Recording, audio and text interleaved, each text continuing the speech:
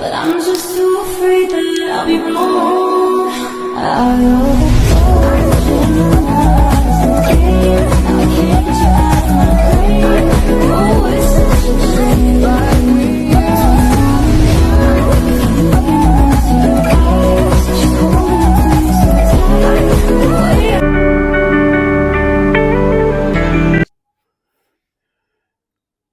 ناظرین، مدبر خان کا سلام قبول کیجیے۔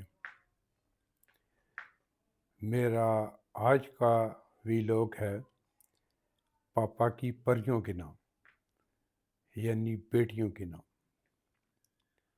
نو ڈاؤٹ، کوئی شک نہیں کہ بیٹیاں اللہ کی رحمت ہوتی ہیں۔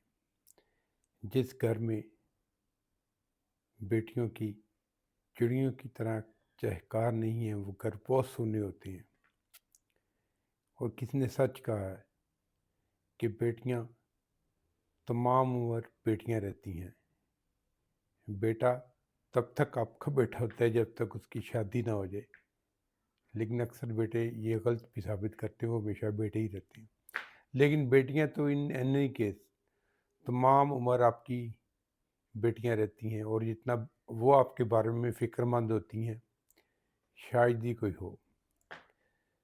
تو میری ان والدین سے، پرٹیکولرلی باباؤں سے، پاپاؤں سے، ابوؤں سے درخواست ہے کہ اپنی پریوں کی، جو آپ کی پاپا کی پریاں ہیں، ان کی نگہداشت، ان کی تعلیم و تربیت اس طرح سے کریں کہ ان کو انڈیپینڈنٹ بنائیں،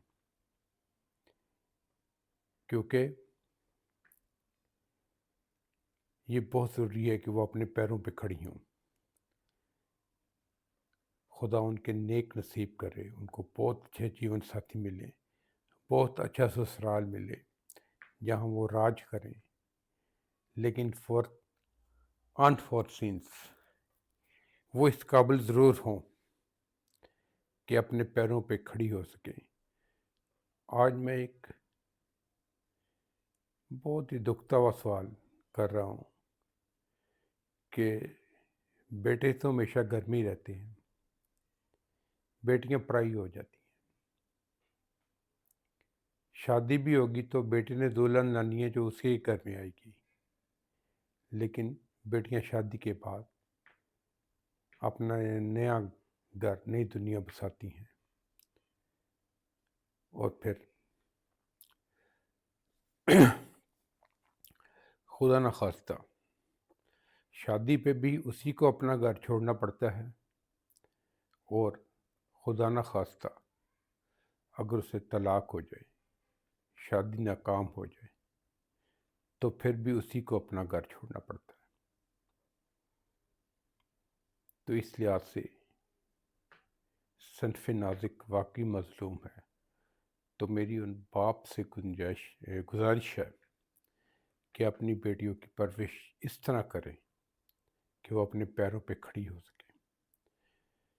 پہلی بات تو یہ ہے کہ ان کی تربیت اس طرح کی جائے کہ تعلیم و ہنر کے ساتھ ساتھ انہیں گھرداری سکھائی جائے، انہیں گھر سنبھالنا، کھانا پکانا، رشتوں کا احترام، شوہر کی خدمت، شوہر کا رتبہ اسلامی نقطہ نظر سے جو ایک مجازی خدا بھی ہے، ساس سسر کی عزت، ان کو اپنے پیرنٹس کی طرح، اپنے ماں باپ کی طرح سمجھنا، اور اپنی نندوں اور جیٹھوں کو، دیوروں کو اپنے بہن بھائیوں کی طرح سمجھنا، یہ اسے سکھایا جائے تو انشاءاللہ یہ نوبت نہیں آئے گی کہ اس کا گھر ٹوٹے۔